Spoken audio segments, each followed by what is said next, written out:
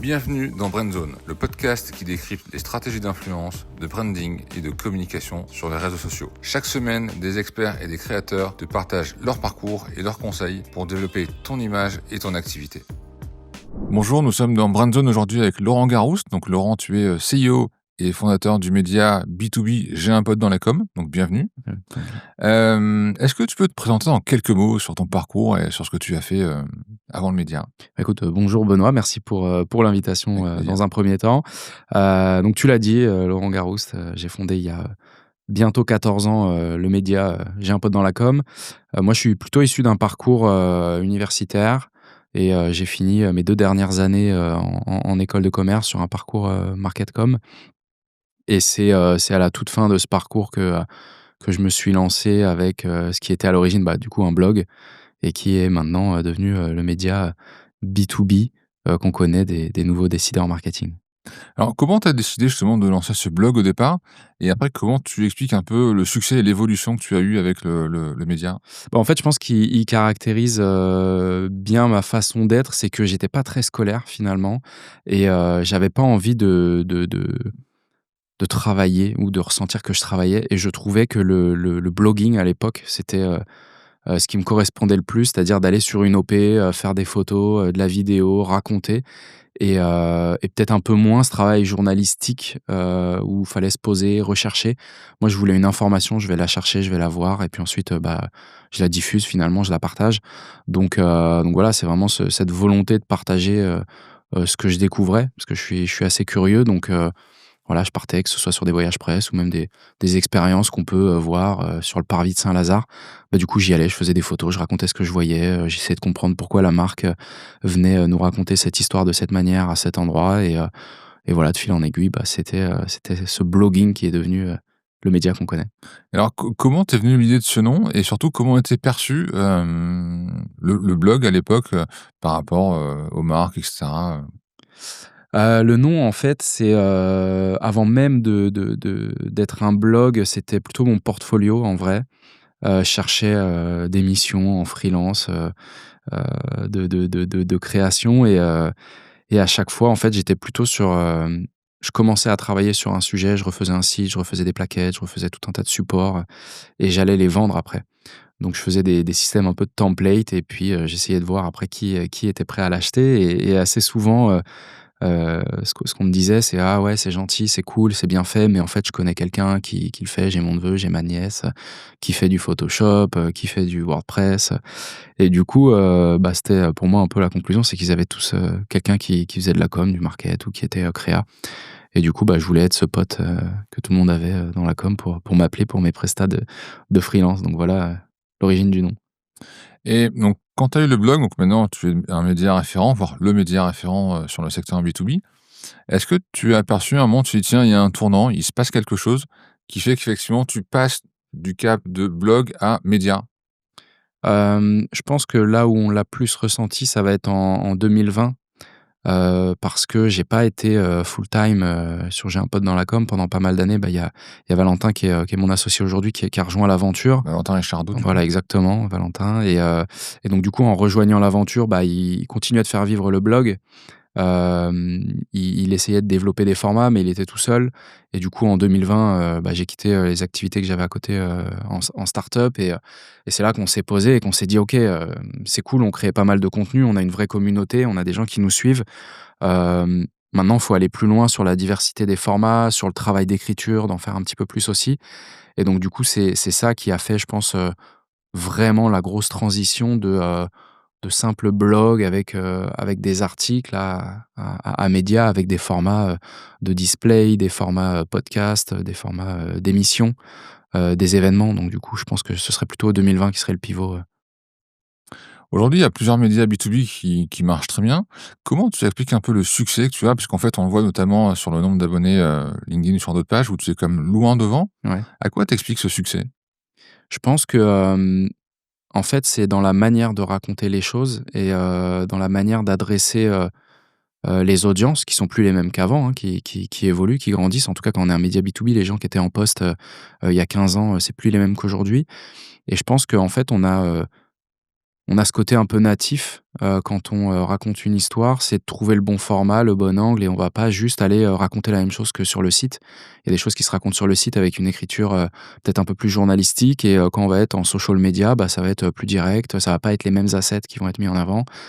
Ça va pas être la même écriture, ça peut potentiellement ne pas être la même personne aussi et je pense que c'est ce qui fait, la différence, c'est qu'on a cette, volonté de produire du contenu, d'écrire des histoires sur différents, supports et en fait, on va adapter en fonction du support et c'est peut-être ce que font pas assez les autres, finalement, c'est d'éditorialiser les contenus en fonction de leur destination et de leur cible et ça, on l'a fait, relativement naturellement, je pense, dès le départ et c'est peut-être moins évident pour des médias, plus traditionnels, qui ont un côté un peu plus statutaire aussi et des audiences et en fait, changer ta manière de faire et d'écrire peut te mettre, un petit peu à risque de pas plaire aux audiences actuelles, mais finalement peut aussi t'amener à être déconnecté de la nouvelle, cible finalement puisque, bah, c'est du B2B donc les gens évoluent, les postes évoluent et je pense qu'il faut adresser les gens différemment, en fonction du temps, quoi.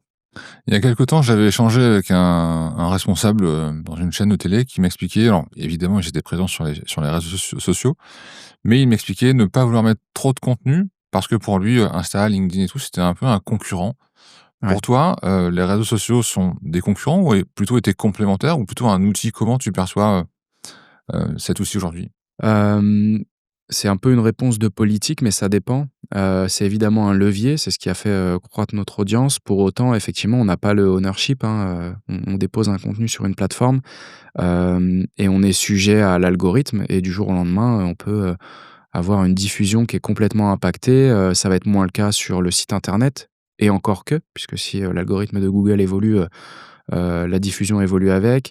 Hem, c'est un peu moins le cas avec la newsletter qu'on développe beaucoup. C'est aussi, moins le cas avec les événements. Mais ta diffusion d'événements, finalement, tu l'as fait, sur les autres canaux, hein, social media, email. Donc tu es toujours un peu dépendant de quelque chose ou de quelqu'un. Je pense que ce qu'il faut, c'est pas tout mettre au même endroit et c'est ce qu'on fait de plus en plus, c'est connecter, pour de vrai avec les gens, au travers d'événements. Il y a une vraie différence aujourd'hui, parce qu'à l'époque, enfin, c'est encore le cas aujourd'hui, mais moins, c'est vrai que pour une chaîne de télé ou une radio, quand quelqu'un aime ce média, il se connecte, voilà, sur TF1, France 2 Ouais. ou autre. Là où sur les réseaux, effectivement, on est quand même dépendant beaucoup de l'algorithme. Est-ce que parfois dans le choix de tes sujets ou dans ceux des journalistes, l'algorithme peut avoir un impact dans le choix de soit du traitement ou des sujets que vous allez, faire, Alors oui, ça en a, mais on sait pertinemment que, le résultat de performance va pas forcément dépendre, à 100 de ça et ça va dans les 2 sens. Un bien sûr? sujet, potentiellement, très intéressant pour moi personnellement va pas forcément performer.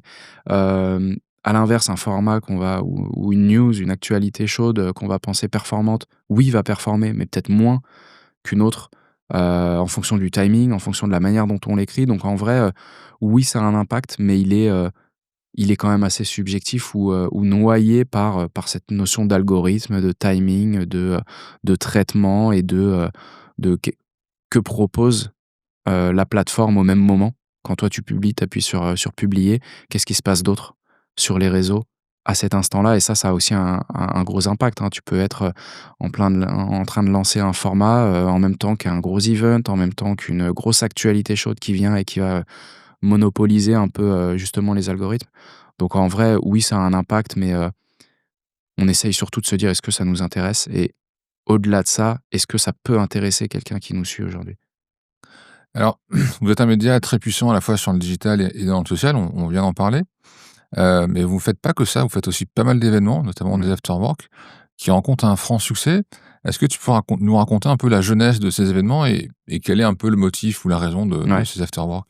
Si ce n'est passé un bon moment évidemment. Ouais, bah, c'est évidemment ça la 1 raison, mais à l'origine, c'était, bah, pareil, je crois que c'était, 2017-2018, où je dis à Valentin, «C'est cool, on a une belle communauté, on a pas mal d'abonnés, mais ce qui est dommage, c'est qu'on ne sait pas qui c'est au-delà des chiffres, de ce qu'ils déclarent sur les plateformes, c'est un peu noyé, on se voit pas, ou en tout cas, on rencontre des gens qui nous suivent sur les événements des autres Et un peu par rapport à ce que tu disais sur la question, tout à l'heure, moi j'ai besoin de me dire que je vois les gens qui nous suivent et j'ai pas envie de les rencontrer, à d'autres événements. Donc du coup, on a créé une première édition, dans un bar, où on s'est dit: «OK, il y aura une centaine de personnes, on verra, gardez-nous un bon petit coin, du bar». Et finalement, le bar était rempli, ça débordait sur le trottoir et on s'est dit: «En fait, il y a eu beaucoup de monde qui est venu». Et c'est là où on s'est dit: «Bah, on tient un truc, quoi. Les gens ont envie de nous voir, ils nous voient sur les réseaux, ils ont envie de nous voir en vrai. Nous, on a envie de les voir en vrai». Et les histoires qu'on raconte, pendant toute l'année finalement, on peut les raconter pendant des événements, sur des formats petit déjeuner qu'on développe de plus en plus, sur le format after work qui est un peu le format, de l'année, quoi. Le format J'ai un pote dans la com, c'est notre after work. Il y a des gens, heu, qui quand pendant plusieurs mois, ils en entendent pas parler, ils se disent: «Mais, c'est quand la prochaine édition?» Donc voilà, on essaye de créer ce moment au moins une fois par an avec un gros event, qui rassemblait jusqu'à, l'avant-dernière édition, jusqu'à 700 personnes. Et puis là, on vient de franchir le cap des 1 200 personnes présentes, en novembre. Donc voilà, c'est de créer des rendez-vous où l'édito qu'on va servir sur le site et sur les réseaux sociaux, bah, on va venir l'amener, dans notre manière de faire des événements, de faire que les gens qui nous consomment, qui nous lisent, qui nous donnent de leur temps, puissent venir connecter à nos events. Et comme, on est un peu le catalyseur de cette industrie et de ce secteur marketcom, de cette filière, on a aussi un peu ce devoir en tant que média de rassembler, physiquement, quoi. On a des agences derrière, qui veulent parler à des annonceurs. On sait qu'on a des annonceurs, il faut qu'on les fasse se rencontrer. Il faut qu'ils fassent du business parce que quand ils font du business, bah, ils en parlent chez nous. Bien sûr. Et donc en fait, c'est nourrir un cercle, vertueux de personnes qui doivent se rencontrer, qui ont des difficultés à le faire ou en tout cas des barrières, hein, des marques qui se font, sursolliciter par des prestataires, des agences. Bah, à nous de raconter l'histoire et de les aider à faire leur choix, peut-être de manière un peu moins, business oriented que d'autres, hein. Il y en a qui font vraiment des rendez-vous d'affaires. Bah, nous, c'est de le faire autrement au travers des événements comme l'afterwork. C'est voilà, c'est de venir, pour partager un bon moment, raconter ce qu'on fait à la personne qu'on rencontre. Et très certainement du business, pourra se faire puisque, bah, c'est des profils qui sont triés. On a quand même, en général, entre 1 000 et 2 000 personnes qui souhaitent venir. Sur cette édition, on a pu en accueillir plus, mais voilà, on avait, à peu près 2 000 personnes qui souhaitaient venir, donc il a fallu faire du tri aussi sur qui on souhaite avoir sur ces événements. Et comment est-ce qu'on fait pour qu'ils fassent du business intelligemment, et provoquer ces moments qu'ils cherchent à avoir, tout le reste de l'année. Et je crois que vous avez rencontré un franc succès cette année, parce que de mémoire, je crois que vous avez eu au moins 30 ou 40 de, si ce n'est plus, hein, de gens très influents, en tout cas de CEO ou de patrons. Comment t'expliques un tel succès, là où en général sur un événement très B2B, on va tourner plus entre 10 et 15 de décideurs? Je pense que, c'est dans notre ADN, c'est que, bah, déjà on est bootstrappé, donc on est sur fonds propres, donc c'est notre argent, c'est notre entreprise, on la représente, avec Valentin, donc du coup on va chercher les bonnes personnes. Et un CEO veut parler a priori à un CEO ou un équivalent. Et du coup, bah, ça fait qu'il y a certains sujets où en fait, on arrive plus facilement à arriver par la porte du fondateur, du dirigeant, parce qu'on l'est nous-mêmes. Et donc c'est plus facile de les mobiliser ensuite derrière parce qu'on se parle, entre pairs. Et c'est là où on a ce lien direct. Du coup, on a les mêmes problématiques, on connaît leur métier, ou en tout cas on a une bonne, visibilité sur leurs problématiques du moment. Et on a, des solutions qui existent sur le marché, qui nous contactent, qu'on vient aussi, chercher, et étudier. Et donc du coup, on est en mesure de leur dire: «Bah, voilà, en ce moment, on est sursollicité de ce type d'informations. Il y a telle solution qui existe, qui cherche à targeter des gens comme toi». Et nous, en fait, on fait le tri finalement. On est un peu un filtre à tout ça. Donc on est ce tiers de confiance, du dirigeant, qui soit, chez l'annonceur ou, chez les agences. Comme tu le disais, on a 30 de C-level à la dernière édition, C'est énorme. de l'Afterwork. Et ouais, c'est C-level, quoi. C'est pas juste des expérimentés ou des seniors, c'est C-level/CEO. Ces gens-là représentent 30, ce qui est déjà énorme. Une autre data, intéressante, c'est 40 d'annonceurs aussi, parce que c'est important pour nous d'avoir une représentativité des gens qui sont présents. Si c'est juste faire un événement qui rassemble des agences, c'est pas très compliqué. Tu peux avoir une petite poignée d'annonceurs, ça suffirait à motiver, des agences, des solutions techno et techniques, pour venir. Par contre, à l'inverse, faire venir un annonceur, faut l'intéresser parce que lui, il sait très bien que potentiellement, il va avoir, des agences qui vont vouloir essayer bien de sûr. faire du business. Donc voilà, c'est via l'édito, encore une fois, qu'on va, intéresser ces décideurs finalement, hein, qu'ils soient agences, régie, studio de prod, enfin vraiment tout l'écosystème, association professionnelle aussi puisqu'on est dans ces discussions.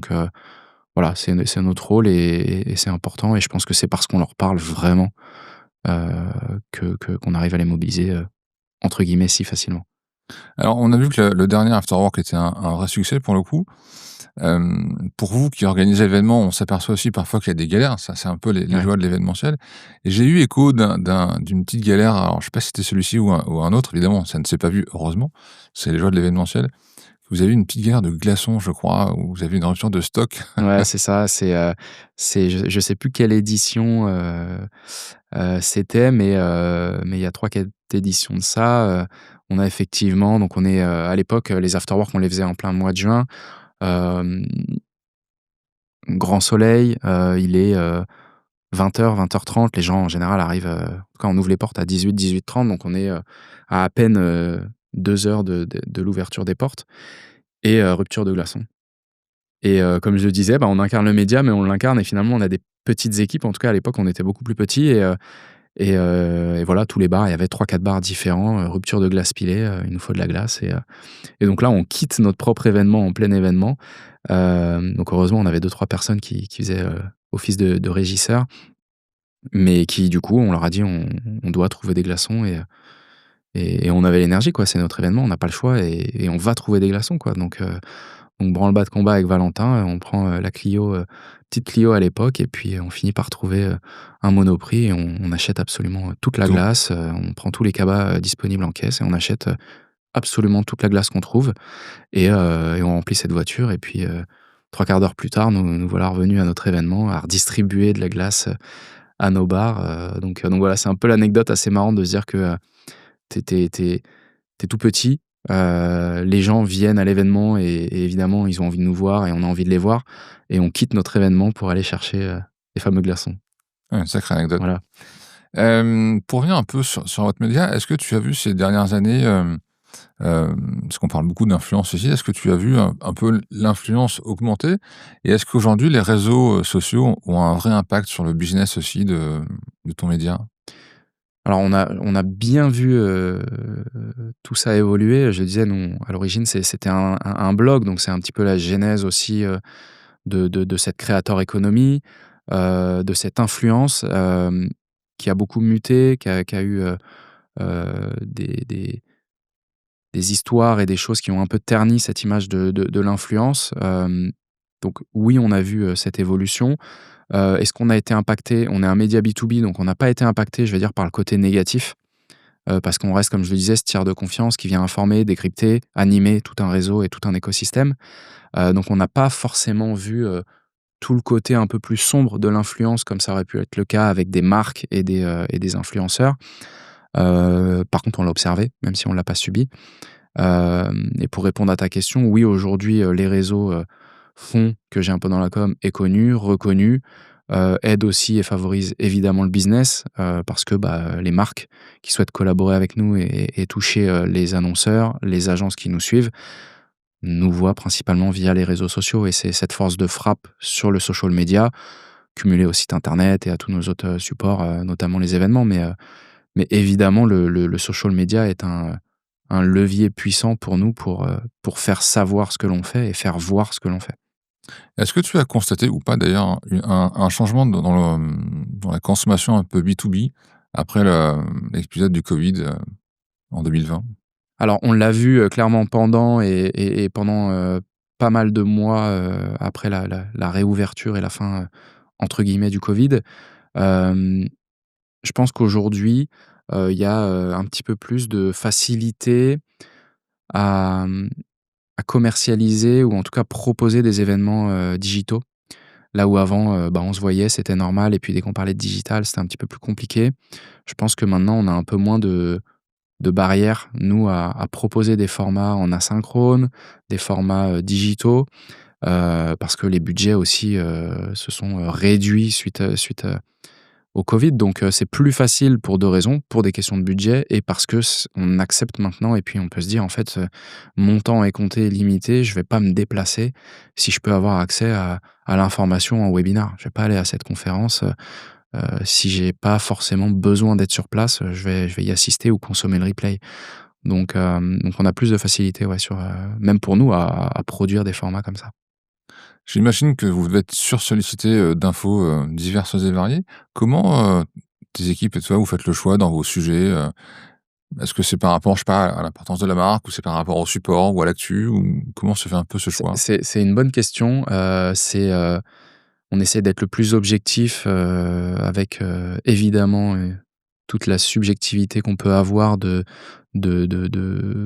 prendre parti en se disant: «Cette information, on doit la diffuser», mais le critère numéro un, c'est notre capacité, tout simplement à produire, et à analyser et à faire des choix. Donc il y a une partie subjective de 1er filtre, de se dire: «Est-ce que, c'est intéressant ou pas? Est-ce que ça intéresse ceux qui nous suivent?» Et ensuite, bah, tu as un deuxième niveau de filtre qui va faire qu'on va se positionner dans la tête du décideur et se dire: «Est-ce que cette info, il la veut? Est-ce qu'il va l'avoir ailleurs? Est-ce qu'il doit l'avoir chez nous? Est-ce qu'elle renforce tout ce qu'on se raconte, en ce moment, en fonction de nos formats, du moment, en fonction des actualités du moment?» Et des fois, bah, il y a même des news qu'on devrait traiter. On se dit: «En fait, ils vont la voir passer ailleurs. C'est pas trop grave», et c'est peut-être en ça qu'on va être différent, c'est qu'on va choisir une autre actualité parce qu'on va dire: «En fait, ils ne suivent pas», et on le sait et c'est même pas une volonté de notre part de se dire: «Les gens doivent suivre que j'ai un peu dans la com». On sait qu'ils suivent d'autres médias, qui sont sollicités par les algorithmes. Il y a des infos, on sait qu'ils vont les avoir. Donc soit on a le temps dans notre capacité de produire un contenu sur cette actualité ou soit on va se dire: «En fait, là, on va plutôt choisir autre chose parce que ça, potentiellement, ils vont pas l'avoir vu ailleurs». Et c'est notre rôle de faire en sorte que tout ne passe pas par nous, mais de se dire: «En fait, on lui a apporté l'info qu'il avait pas eu ailleurs, finalement». Donc il y a une dose évidemment de subjectivité, de capacité, et ensuite c'est à l'affect, hein. C'est, notre équipe rédac qui va prendre un sujet parce que, ça les intéresse, mais on a déjà passé le filtrage de dire: «Ça intéresse notre audience» avant d'intéresser, la personne qui va produire, C'est très intéressant ce que tu dis puisque on s'aperçoit souvent, justement tu parles, d'infos, que quand quelqu'un se connecte, tu as une info forte sur un jour J ou autre, en fait, l'algo va te pousser le même contenu mais ouais, de via tout les le monde. différents supports. Ouais. Comment on fait du coup pour, soit ne pas être dans la masse du coup, ou se différencier? C'est sur le ton ou c'est sur le choix du sujet ou c'est, Je pense qu'il y a 3 choses. Il y a, le choix du sujet évidemment. Il y a, tu l'as dit, l'angle qu'on va prendre. Qu'est-ce qu'on va raconter? Est-ce qu'on va raconter la même chose que tous les autres ou est-ce qu'on va le raconter différemment? Hem Et ça va être le moment. C'est ce que je disais tout à l'heure, il y a des actus, on sait qu'elles vont être, poussées à notre audience, peut-être pas chez nous, mais ils vont l'avoir vue, donc on va prendre une autre actu et finalement celle-ci, on va la traiter un petit peu plus tard, différemment.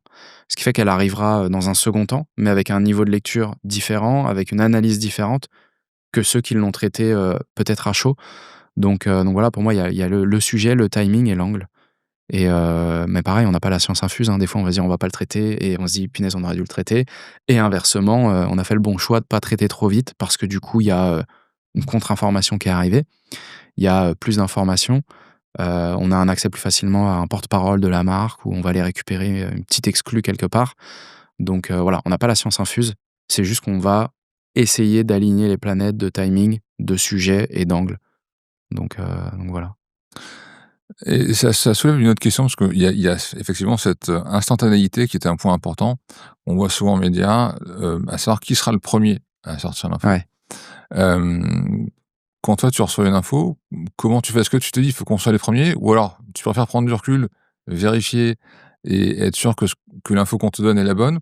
Ou quelle priorité tu donnes justement à l'information, Bah, à ce niveau-là? là, je pense que tu as un réflexe très B2C du coup, effectivement des médias un peu plus traditionnels. Ouais. Moi j'avoue que j'ai pas cette pression ou ce stress de la rapidité, ni même du chiffre. C'est plutôt, encore une fois, je préfère un contenu qui va être moins consommé, où l'algo va peut-être moins le pousser. C'est dommage, il mériterait plus, mais ça va pas me rebuter dans le traitement d'un sujet ou dans sa publication. C'est vraiment de se dire: «Est-ce que ça doit être vu, quoi?» Moi, c'est ce que je dis aux équipes à chaque fois. Faut faire attention au sujet, faut faire attention à tout. On a un très gros niveau d'exigence parce que c'est peut-être le premier contenu que quelqu'un va consommer chez nous.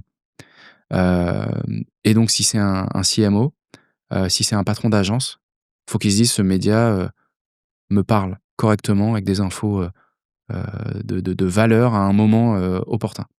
Donc j'ai vraiment, pas cette pression, même si, on va pas se mentir, on veut pas être les derniers non plus, mais c'est pas la règle numéro une. C'est de se dire: «Est-ce que ça va intéresser ceux qui nous suivent? Est-ce qu'on doit être à ce moment-là, à cet endroit? Ou est-ce qu'on doit préparer plutôt un sujet plus important?» Parce que, pour les CMO en ce moment se pose la question, dans les budgets, de l'arbitrage entre, les dépenses, sur des leviers de performance ou des leviers de notoriété et de branding. Bah, j'ai préféré prendre un temps long là-dessus que de me dire: «OK, je vais couvrir la hot news», qui est pour moi un réflexe très très B2C. Et comme je le disais tout à l'heure, l'algorithme, oui, il va peut-être le pousser, mais c'est pas, on fait pas la course aux impressions, quoi, aux impressions, aux vues, au nombre d'abonnés. Et comment on fait quand tu as, je prends un exemple, mettons tu as une marque, on va pas citer pour pas faire de polémique, mais imagine un jour tu as une marque qui est partenaire de vos événements ou du média et un jour effectivement il y a une actu un peu chaude parce que, je sais pas, malversation, des Ouais. choses pas très cool. Comment on traite cette info du coup avec, des gens avec lesquels on traite quasi au quotidien du coup? Donc quelqu'un avec qui on a une collab et puis, Oui, par il y exemple, a je il y sais a une pas, news qui vient ternir un peu, une marque de l'image de la marque. boisson, est partenaire d'un événement, par exemple, et on s'aperçoit que le patron, voilà, a fait des bêtises, peu importe. Comment on garde cette indépendance journalistique, C'est hyper intéressant comme question. On n'a pas été confronté à ce type de problème aujourd'hui, je pense pour 2 raisons. C'est que on est encore, peu nombreux. On est un média B2B, donc on n'est pas, en termes de volume, exposé à énormément de collaborations. 2e chose, bah, on est B2B, donc du coup, on parle de sujets, plus professionnels et qui vont plutôt traiter de l'aspect, heu, solution, réponse à une problématique business. Là où quand on est un média B2C, bah, c'est la personne qui nous intéresse un petit peu plus. Hem, mais après, je pense que encore une fois, c'est la question de: est-ce que cette information doit être connue de nos audiences? Et c'est beaucoup plus le cas dans le B2C parce que, bah, oui, il a fait une bêtise, il faut le savoir parce que ça peut avoir un impact sur ta décision. Là où en fait, je prends l'exemple, sans forcément citer de marque, mais une solution technique qui fonctionne, qui répond à ton problème business aujourd'hui et il y a, un des fondateurs, qui a fait une bêtise, je veux dire la solution technique est toujours a priori la même. Après c'est toi et ta conscience de est-ce que tu veux, donner de l'argent à ce business, et à cette entreprise et je trouve qu'en B2B, tu as un peu ce détachement un petit peu plus que les produits et les marques de grande consommation donc j'avoue qu'on n'a pas été exposés, donc on n'a jamais eu à faire ce choix. Maintenant, je pense que, c'est notre rôle de média. Si on doit, diffuser une information qui va, à l'inverse d'une collaboration, bah, on le fera parce que, bah, aujourd'hui, on est, encore une fois, sur fonds propres, donc on fait ce qu'on veut. On choisit nos collabs et moi, ce que je place un peu avant tout, c'est ce que je dis, mon 1er client, c'est pas celui qui me donne de l'argent finalement, c'est celui qui me donne du temps. Parce que, sans ces personnes-là qui nous consomment aujourd'hui et qui, nous donnent leur temps, pour venir à un événement, pour écouter un podcast, pour, lire un article, pour, interagir sur les réseaux sociaux, bah, finalement, j'ai pas de business model, derrière. Donc moi, c'est avant tout l'audience, est-ce que à la place, de la personne qui consomme, mon média, j'aimerais avoir cette information et si oui, bah, on diffusera l'information. quel conseil tu pourrais donner à, un créateur, à une marque, ou même une agence qui demain souhaite, apparaître dans ton média? Est-ce qu'il y a, un secret ou enfin pas un secret, mais est-ce qu'il y a des conseils que tu peux leur donner, C'est d'envoyer les bonnes personnes, parce on est quand même très humain. On est une petite entreprise, on est une vingtaine aujourd'hui, par rapport à nos confrères, c'est assez petit. Hem, donc moi, ce serait d'envoyer les bonnes personnes parce qu'on va pas être réceptif à quelqu'un qui va être très focalisé sur son achat, heu et pas forcément sur le fond du sujet. Nous, on fait un gros filtre, on travaille pas, avec, les gens qui ne respectent pas, encore une fois, mon premier client et mon premier client, c'est celui qui me donne son temps donc faire très attention à qui on envoie en en 1er lieu parce que, il y aura un no-go assez facilement s'il y a pas de fit humain avec la personne et pas d'alignement d'objectifs, quoi. Moi, mon objectif, c'est pas, de faire une collab, financière, c'est, d'apporter de la valeur à celui qui me lit et qui me consomme donc c'est la 1re chose à faire pour venir nous voir, c'est venir avec, de la valeur à délivrer à ceux qui nous suivent. Et après, c'est de nous laisser faire aussi notre métier parce qu'on connaît ces gens, on le disait tout à l'heure, on arrive à les mobiliser sur nos événements, on a des beaux chiffres, même si c'est encore une fois, c'est pas une fin en soi, mais le chiffre valide ce que tu penses et ce que tu fais. Bah, moi, il faut qu'on nous laisse faire notre métier, en fait. Des solutions techniques, on est sollicité tous les jours. Des agences, on en voit des centaines, et ces gens sont intéressants et on remet pas en question leur expertise, mais nous, on a la nôtre et donc du coup, ce que je recommanderais, bah, c'est de venir nous voir pour notre expertise à nous, qui est l'écriture, l'éditorialisation de contenu et la production derrière pour parler à nos audiences et de pas venir en nous pensant être, un billboard, sur lequel on a un message à faire passer et sur lequel nous, on n'a pas notre mot à dire. On voit une vraie évolution dans le monde des créateurs, puisqu'aujourd'hui les créateurs, font leurs propres événements. On peut citer Squeezie avec le GP, ou leur contenu. Moi, je pense à Inoxtag et Kaizen, par exemple.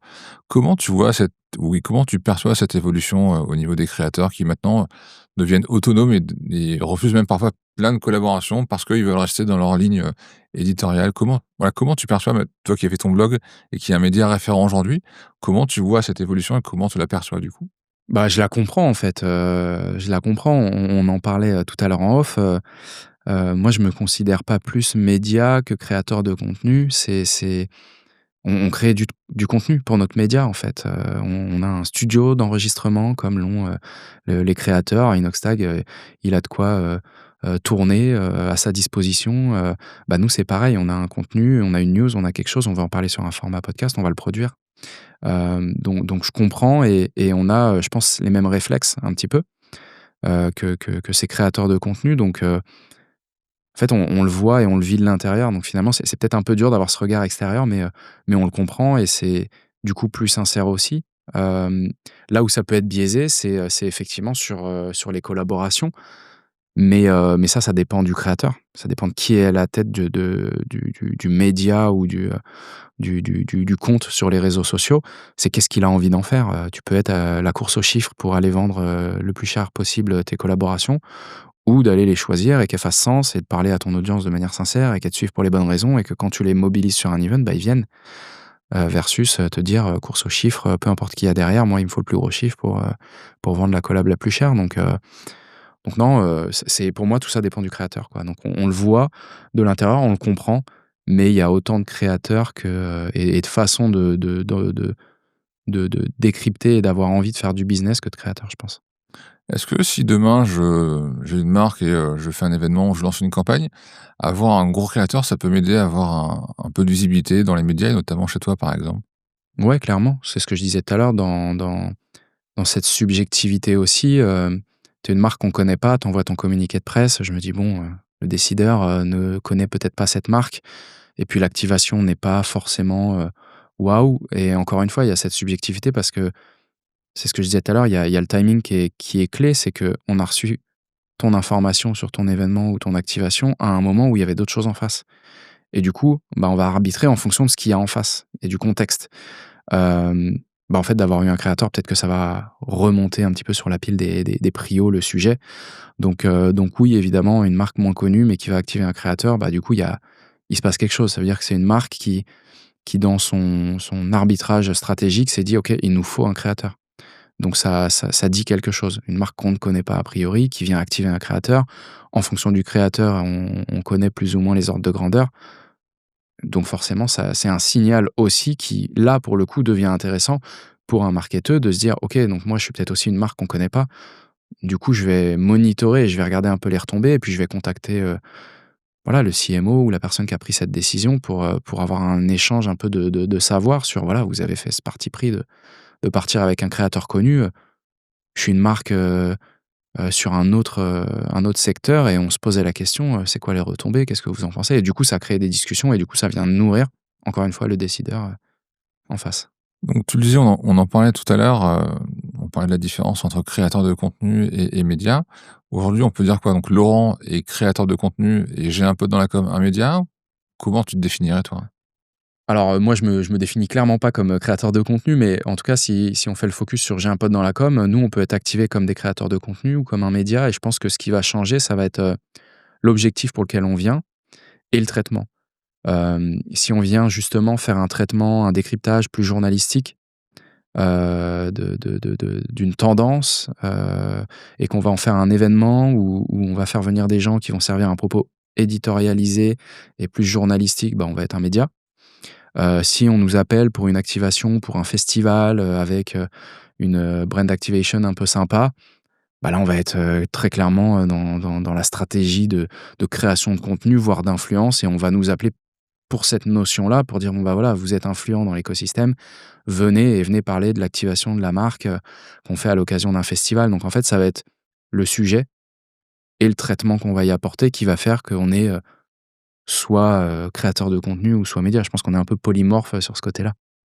En fait, c'est très malin, je trouve, parce qu'il y a souvent eu ce débat entre créateurs de contenu et médias ou notamment quand une marque organise un voyage de presse, il y avait souvent ces fameux débats de, bah, les créateurs de contenu prennent la place du coup de journalistes. Mmh. Et ça, c'est souvent un peu les journalistes un peu old school. Comment tu perçois, toi, justement, alors, je ne vais pas dire le mot de remplacement, c'est pas le cas, mais le fait que les marques maintenant fassent appel, aussi bien à des créateurs de contenu que des journalistes plus traditionnels, du coup? Bah, je pense que c'est des marques qui évoluent tout simplement, avec, le contexte, avec, les enjeux aussi, hein. Parce que les marques font ça, mais parce que ça vient aussi de la direction, qui a très certainement aussi des métriques business qui montrent que, bah, quand on active des créateurs de contenu, il y a, certaines retombées. Quand on active des journalistes, il y en a d'autres. Il y a le journaliste plutôt pour le côté, média justement et statutaire, pour le côté volet RP, et puis derrière, bah, il y a le créateur de contenu pour le volet un peu plus influence et qui va potentiellement reach un peu plus de monde. Pas les mêmes personnes, donc en fait, pour moi, c'est une complémentarité. Tu disais, c'est pas un remplacement, c'est juste une complémentarité. Il y a un nouveau player dans la partie, bah, comment est-ce qu'on compose avec ce nouveau player et qu'est-ce qu'on lui demande? Qu'est-ce qu'on attend de lui? Qu'est-ce qu'on va monitorer? Et ensuite, bah, on arbitre, est-ce qu'on veut, plus, de journalistes, plus, de créateurs de contenu, en même temps, pas en même temps? Est-ce que l'expérience est la même? Les marques en général maintenant, bah, elles vont te faire une expérience plutôt, dédiée aux journalistes avec des réponses et un traitement, que les journalistes attendent avec des porte-paroles, plus disponibles pour de l'interview. Là où le créateur de contenu, bah, ça va être plutôt des choses qu'on peut voir, qu'on peut vivre. Et donc du coup, il y a un traitement qui est différent et complémentaire, et je pense que chaque marque voit aussi en fonction de sa stratégie, plutôt des retombées presse et dans des médias ou, un reach sur, des audiences, qui sont plus facilement adressables via un créateur de contenu. Et toi qui es un expert du marketing et de la com, tu vois également tout ce qui se passe, parce que du coup, tu reçois les infos, puis tu fais, beaucoup de veille aussi. Comment tu perçois l'évolution des créateurs de contenu versus les célébrités par rapport aux deals de marque? Est-ce que les marques font autant appel aujourd'hui aux célébrités qu'aux créateurs? Ou est-ce que tu vois prendre l'un prendre l'ascendant sur l'autre? Comment tu constates un peu cette évolution? J'ai l'impression que par le passé, on allait plutôt chercher effectivement la célébrité, la personne connue pour faire un gros reach, et ensuite, de plus en plus, cette, micro-influence, nano-influence, d'aller chercher plutôt, un expert dans une niche, en complément de quelqu'un de connu. Donc il y a peut-être, si on se dit que le budget reste le même, bah, finalement on va redescendre, et peut-être aller chercher moins une star, en tout cas une moins grosse star de notre, écosystème, en complément avec, des créateurs de contenu, des influenceurs un petit peu plus spécialisés dans une niche, pour aller chercher encore une fois, comme on fait le parallèle entre le journaliste et le créateur de contenu ou l'influenceur, bah, au sein de l'influence, il y a aussi, un split qui est opéré entre, voilà, on va aller chercher la perf et des attributs de marque auprès d'une célébrité, mais complémentés avec, du créateur de contenu plus spécialisé, avec peut-être un taux d'engagement plus élevé, qui va raconter une histoire différemment, et finalement, bah, ce qu'on voit entre, le journaliste et le créateur de contenu, bah, on le retrouve aussi dans la création de contenu et l'influence avec un split, celebrities et créateurs de contenu. Il y a un sujet aussi très à la mode en ce moment dont on parle beaucoup, c'est l'intelligence artificielle. Comment tu vois, toi, l'évolution de l'IA, notamment avec les médias? Est-ce que c'est, une force? Est-ce que c'est un handicap? C'est quoi ta vision par rapport à ça? Alors c'est un gros sujet, je pense que ça va donner accès à plus de créateurs de contenu qui avaient peut-être moins accès à une écriture journalistique. Je vais pas dire que ça va faire le même travail qu'un journaliste, mais ça apporte, je pense, la capacité à des créateurs de contenu passionnés par, l'image, par exemple, de venir raconter une histoire et avoir une narration différente, qui va se rapprocher d'un contenu journalistique. Pour quelqu'un sur YouTube, il va pouvoir plus facilement, s'il est spécialiste, d'un sujet, qui est pas lié à l'écriture, il va pouvoir rajouter un peu cette corde à son arc de se dire: «OK, je vais faire un format YouTube bien écrit ou en tout cas mieux écrit que si c'était moi qui l'écrivais parce que j'ai pas la compétence». Donc je pense que ça va venir amener des compétences aux créateurs de contenu qui vont les aider à améliorer leur contenu. Et après là, ça va être tout un ça peut être une très longue discussion, mais du coup, peut-être qu'on va aussi niveler un petit peu et voir un peu moins la différence entre les créateurs de contenu aujourd'hui comme des The Great Review, des Ego qui vont avoir des chaînes YouTube avec une écriture qui leur est propre et qu'on vient rechercher. Bah, finalement, peut-être que des youtubeurs qui étaient peut-être un peu plus passionnés et moins littéraires ou moins avec, cette appétence pour l'écriture, bah, ça va leur amener et finalement, il va peut-être avoir un lissage, qui va s'opérer donc c'est assez compliqué de savoir, comment est-ce que ça va, changer mais en tout cas, je pense que ça apporte clairement des compétences complémentaires. En tout cas, des cheat codes, des shortcuts à des gens qui n'avaient pas forcément de compétences littéraires, d'écriture. Après même en créa, hein, l'inverse est aussi, possible pour quelqu'un qui est très littéraire mais qui a pas de capacité à designer, à faire du travail, graphique. Donc en vrai, ça va venir, compléter finalement et potentiellement, amener plus de créateurs de contenu aussi parce que, bah, c'est beaucoup plus accessible. Il y a beaucoup d'experts qui disent que l'IA va faire disparaître quelques métiers. Je pense effectivement à traducteur, par exemple. Il en est quoi, toi, tu penses, pour la partie un peu journaliste de presse écrite, là aujourd'hui où une IA peut écrire des articles en quelques secondes, là où un journaliste, bah, faut chercher, fasse un peu de veille, écrive, Ouais. etc. C'est quoi ton avis sur ça? Je pense que, ce serait se mentir de dire que, ça ne va pas effectivement, remplacer ou en tout cas réduire drastiquement la quantité de de besoins dans une industrie de certains métiers. Je pense que ça doit les faire évoluer. Ça les fera évoluer, je pense, de fait. Hem, Maintenant, est-ce que c'est bien ou pas? C'est pas le but de ma réponse. Nous, on essaye de préserver au maximum, les métiers, mais en essayant d'accompagner un peu cette transition aussi. Nous, il y a aucun contenu qui est rédigé par de l'IA chez nous. On ne veut pas, par contre, on utilise énormément d'IA dans nos process et dans nos opérations. Pour faire qu'on passe moins de temps justement, un rédac passe moins de temps, sur des, tâches, opérationnelles qui lui font perdre du temps et qui lui font pas faire son vrai métier, écrire. Écrire pour un décideur.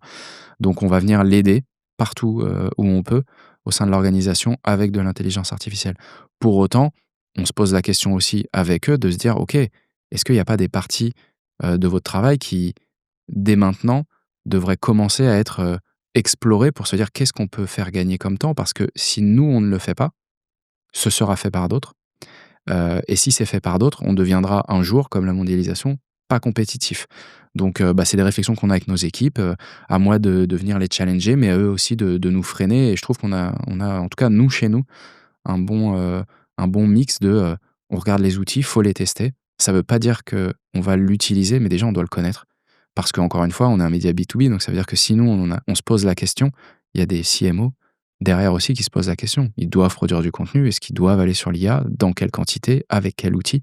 Donc en fait, finalement la question qu'on se pose, nous, en tant qu'entreprise, elle est intéressante pour nous en tant qu'entreprise, pour ce qu'elle va nous apporter en termes de valeur et de gains potentiels, mais aussi du coup pour, ceux qui nous consomment et qui nous suivent aujourd'hui parce que, bah, c'est un peu les mêmes profils. C'est des décideurs, des gens qui doivent, écrire une stratégie, définir des budgets, recruter et donc voilà, je pense que ça va énormément bouleverser, les métiers, mais, aux gens qui composent ces métiers de voir quel doit être, le changement qui doit être opéré et dans quelle direction.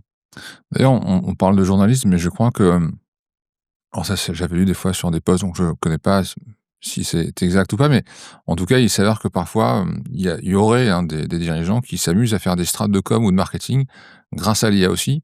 En fait, ils donnent un peu leurs données Ouais. et je sais pas, ChatGPT ou d'autres, hein, pour ne pas les citer, va leur faire une strate, marketing ultra définie.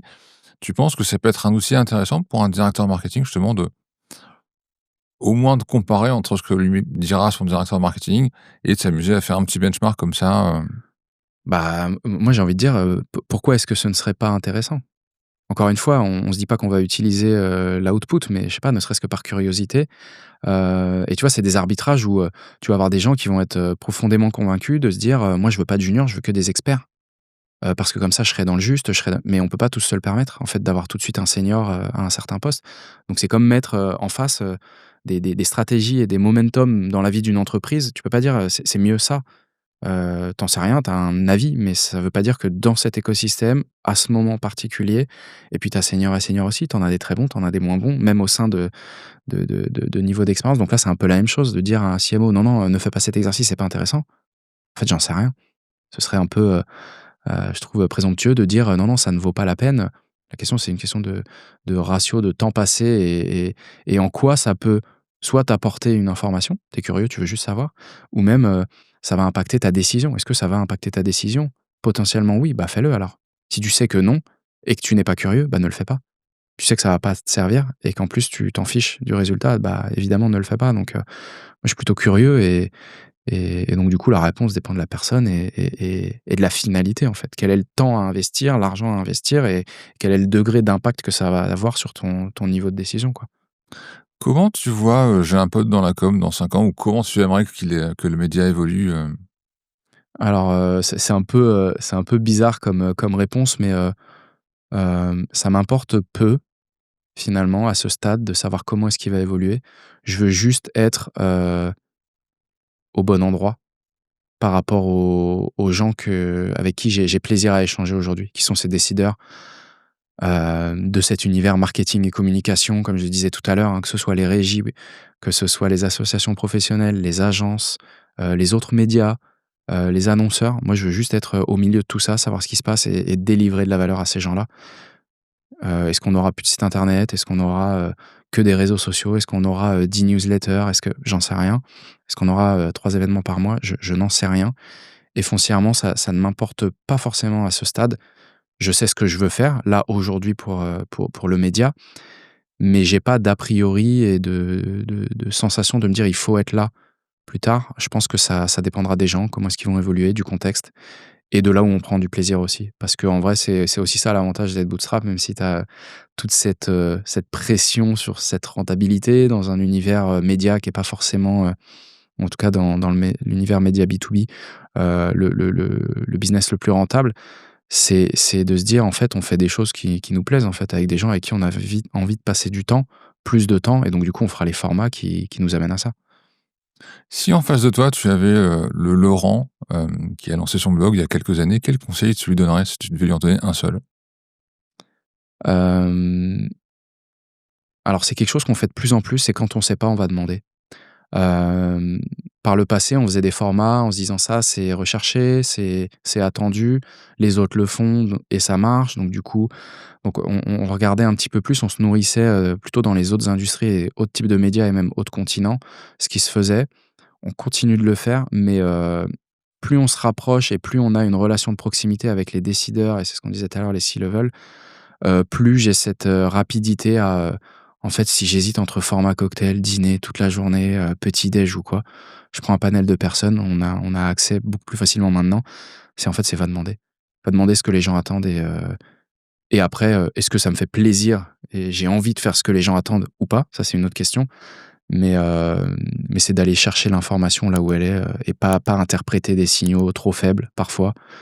Voilà, en tout cas, c'est, plus fréquemment aller chercher l'info, là où elle est dans la tête de la personne, ouais. Merci Laurent et à très bientôt. Bah, merci.